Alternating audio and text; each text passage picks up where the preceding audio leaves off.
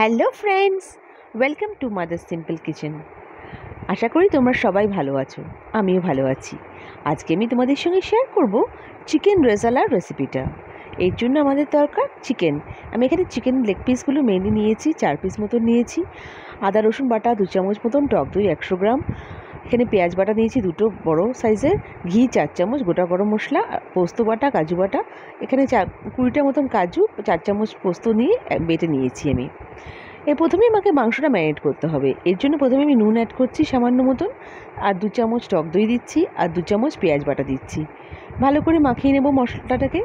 নিয়ে এরপর অ্যাড করব হচ্ছে কি এর মধ্যে গোলমরিচের গুঁড়ো 1 চামচ আর 1 চামচ গরম মশলা অ্যাড করে ভালো করে মাখিয়ে নেব।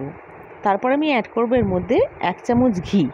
1 চামচ ঘি দিয়ে আমি এখানে মাংসটাকে 2 ঘন্টার জন্য মিনিমাম ম্যারিনেট করে রাখবো। তোমরা আরও বেশি ম্যারিনেট করতে পারো, ম্যারিনেট করে ফ্রিজে রেখে দিতে পারো, তাহলে বেশি ভালো হবে রান্নাটা।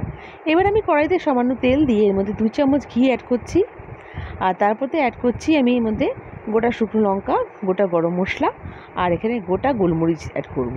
এখানে 20টার মতন গোটা গোলমরিচ নিয়েছি আমি। এরপরে আমি অ্যাড করছি পেঁয়াজ বাটাটা।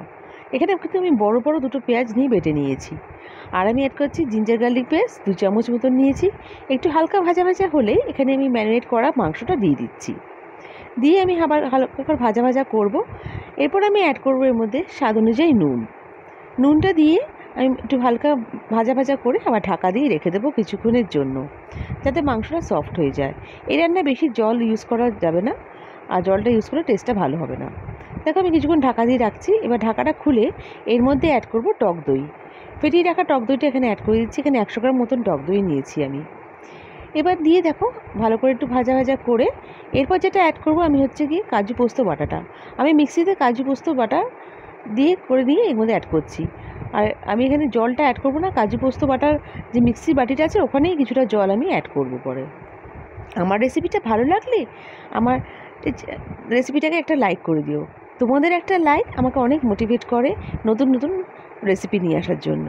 আর নতুন বন্ধুরা আমার চ্যানেলটাকে সাবস্ক্রাইব করে আমার পাশে থেকো, আর বেল বাটনটা প্রেস করো, যাতে নতুন আমার যখনই রান্নাটা নিয়ে আসবো তোমাদের কাছে নোটিফিকেশান সবথেকে প্রথমে চলে যায়। তোমাদের সাবস্ক্রাইব করলে আমাদের মতন ছোটো চ্যানেলগুলো অনেক মোটিভেট হয়, আরও উৎসাহ পায় নতুন কাজ করার জন্য।